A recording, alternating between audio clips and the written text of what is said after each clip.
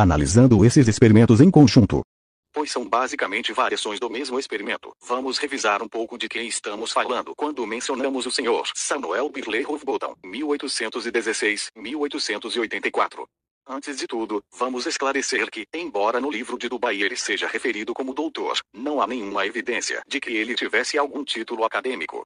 Em 1838, o Dr. Samuel Houghton era secretário da colônia em Mané, um experimento utópico de vida comunitária e, portanto, eles tiravam água do antigo rio Bedford. Então ele escolheu o rio, ao qual ele se refere como um canal, como o local para seus experimentos entre 1838 e 1870 para provar sua teoria. Ele publicou vários artigos e livros, detalhando suas descobertas, mas infelizmente eles são um tanto inconsistentes. A propósito, como resultado de suas pesquisas e complementando as conferências, ele escreveu um livro sobre suas teorias. A primeira versão deste livro apareceu em 1849 e era apenas um panfleto de 16 páginas, aumentando para 221 em 1865. Finalmente, uma terceira e definitiva edição foi produzida em 1881 com mais de 400 páginas. Na publicação de 1865, ele afirmou que seu experimento de 1838 foi realizado em um trecho de 6 milhas de Velney Bridge, olhando para Welshdan, enquanto na edição de 1881 de seu livro Zetetic Astronomy, The Arts Not a Globe ele diz que foi o contrário. Esta última versão é apoiada por outros comentários do livro, por exemplo, quando ele descreve um incidente que ocorreu quando ele foi solicitado a olhar na direção oposta ao sul da represa de Welsh e testemunhou o aparente desaparecimento de um navio, que em turno reapareceu pouco tempo depois. Parecia que um navio simplesmente saiu de sua linha de visão enquanto estava em uma pequena dobra na via navegável geralmente reta. Ao descrever seu quinto e último experimento em 1870, ele parece estar usando uma parte diferente do rio, porque diz que fez suas observações de uma ponte de bloqueio a 2 milhas da estação ferroviária de Dover Market e descreve as barcaças entrando no canal do rio Uzi, com destino a Ramsey.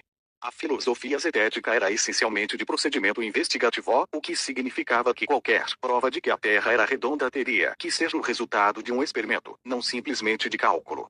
O mundo parece plano, assim como o Sol parece girar em torno da Terra, então deve ser presumido plano, a menos que possa ser provado o contrário.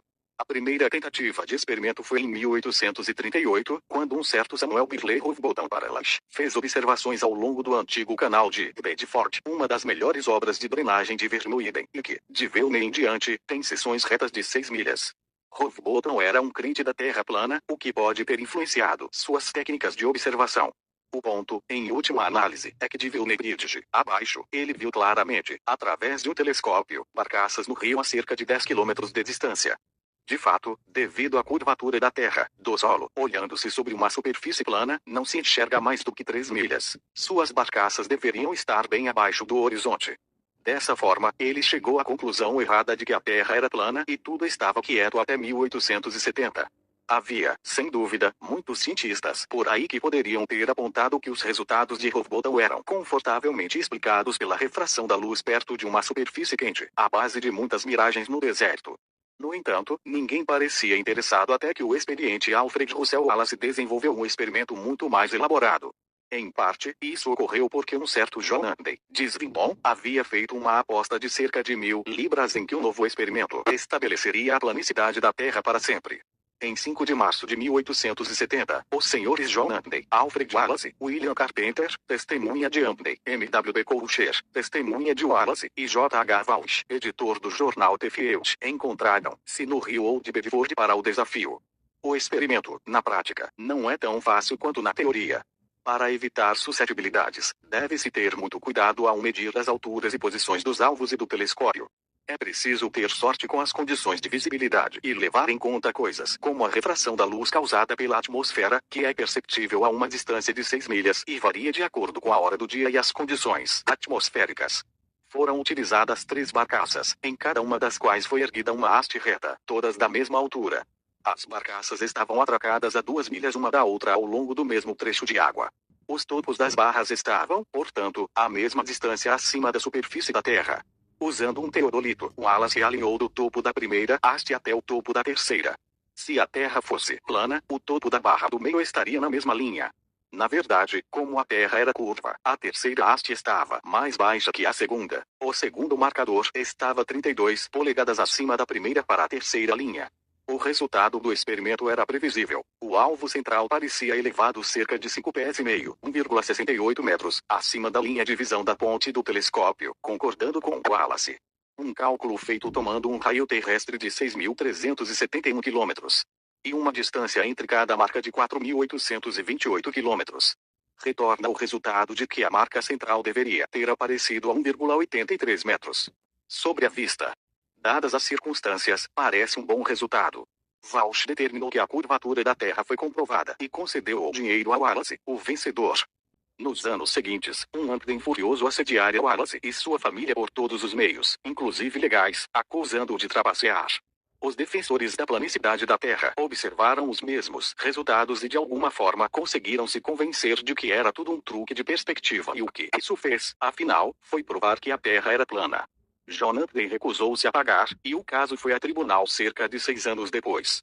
Em um exemplo maravilhoso da astúcia da jurisprudência, o juiz se recusou a decidir sobre o que poderia ser deduzido dos experimentos e resolveu a questão, declarando que tais apostas não eram juridicamente vinculativas.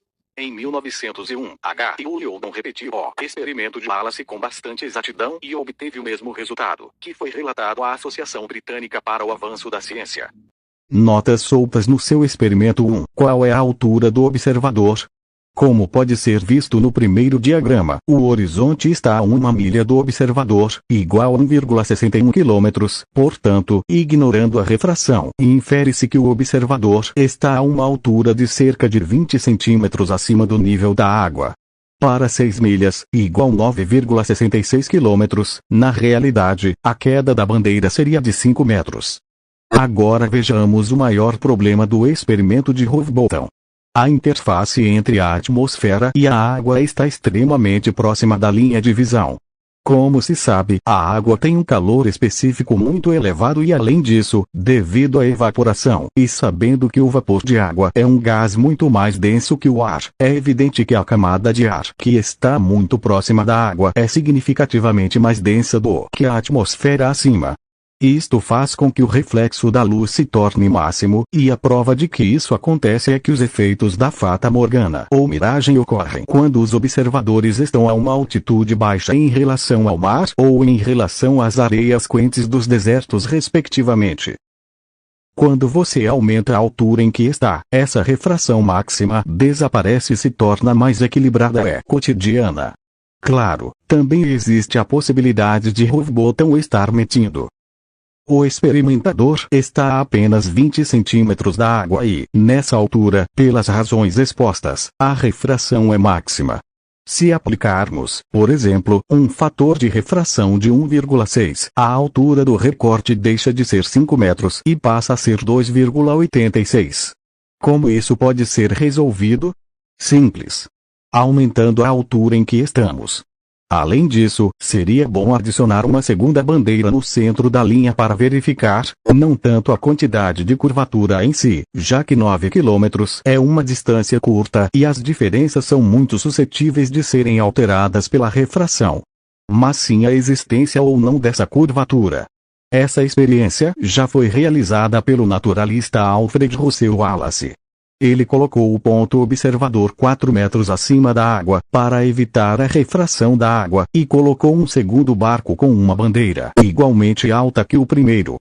Não foi difícil para Wallace ganhar a aposta que o amigo de Houghton, o jornalista John Ampden, propôs a este respeito. Foi mais difícil para Ampden pagar esta aposta. Embora o árbitro tenha confirmado que Wallace estava certo, de fato, a Terra é esférica. Ampden recusou o pagamento, acabou por ir a julgamento e até ser preso por ameaçar matar Wallace. No final das contas, Wallace teve que desistir do dinheiro, pois Ampden acabou desistindo da aposta, e o tribunal de primeira instância decidiu que era uma ação válida. Um dos pontos importantes da ciência é a capacidade de ser repetida. Em 1901, Henry Ulyodon reproduziu os resultados de Wallace usando 3 postes colocados em alturas iguais acima do nível da água. Quando ele olhou através de um teodolito, que tem muito mais precisão do que o telescópio usado por Wallace e Amday, descobriu-se que o polo central estava cerca de 1 metro mais alto que os polos finais. Se fizermos os cálculos numa Terra esférica para a experiência de Oldham, com 3 polos de 4 metros a distâncias iguais, com o observador num deles, e para um fator de refração normal de 1,3, encontramos o seguinte. O horizonte do observador está a 8,14 km de distância, e eles precisam passar mais 1,52 km para chegar ao polo extremo. Isso significa que há um total de 14 centímetros do poste final escondido abaixo do horizonte. Mas isso não é o importante. O importante é a altura do triângulo que forma a linha entre as extremidades dos postes, em amarelo, em relação à tangente da curvatura do ponto do observador. Isso pode ser conhecido se colocarmos o observador em uma altura hipotética de 0 e verificarmos a queda na curvatura. Neste caso, a queda do horizonte é de 5,63 metros no total.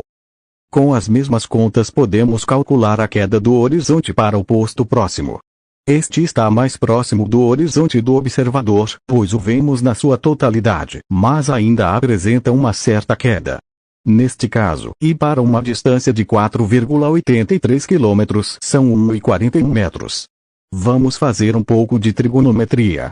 De acordo com o teorema de Thales, se um triângulo com hipotenusa de 9,66 km tem um cateto menor de 5,63 metros, isso significa que o mesmo triângulo, mas com apenas 4,83 km, terá um cateto menor igual a 2,815 metros. Mas a queda do poste central é de apenas 1,41 metros, então a diferença entre os dois dados seria a quantidade de poste que se projeta acima da linha de visão. Esse número é de 1,4 metros. É verdade que os dados previstos pelas equações estão acima dos calculados por Oldham, mas também é verdade que o resultado é altamente variável, dependendo das condições atmosféricas. O simples fato de haver uma diferença de altura mostra que a Terra é de fato esférica. No experimento 3, não fica claro em nenhum lugar a que altura o teodolito está localizado, portanto não há como saber a que distância ele pode ser visto. Em seu experimento 4, Rowbotham fala sobre correntes de 440 jardas. Isso equivale a 402 metros ou 0,25 milhas. Usando a fórmula de Rowbotham, temos 0,25 vezes 0,25 igual a 0,0625, então multiplicamos por 8 e nos dá o resultado em polegadas, que, neste caso é meia polegada, ou seja, 12 milímetros de queda. Não sei quão precisos foram nas medições, mas a cada uma movimentaram todo o sistema mais 402 metros e a medição foi repetida, mas seguindo a curvatura da Terra. Várias vezes. Não parece um sistema muito preciso. Além disso, no experimento 5, o Dr. Rowbotham nos informa que a última bandeira deveria estar escondida por 16 pés e 8 polegadas, ou seja, pouco mais de 5 metros. Porém, há um grande erro no seu cálculo, como pode ser visto a seguir.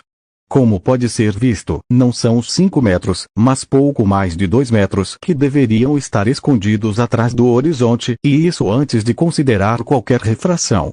No experimento 6, eles utilizam um veleiro para a experiência no mar, a cerca de 2 km da costa. Logicamente, o pequeno veleiro, muito pequeno, aliás, se o ponto mais alto do seu mastro estivesse apenas a 10 metros acima do nível do mar, subirá e descerá com as ondas que certamente encontrará a tal distância da Terra e inclinando-se de acordo com o vento atual, o que fará com que pareça mais baixo do que realmente é. Este método de medição é totalmente inaceitável.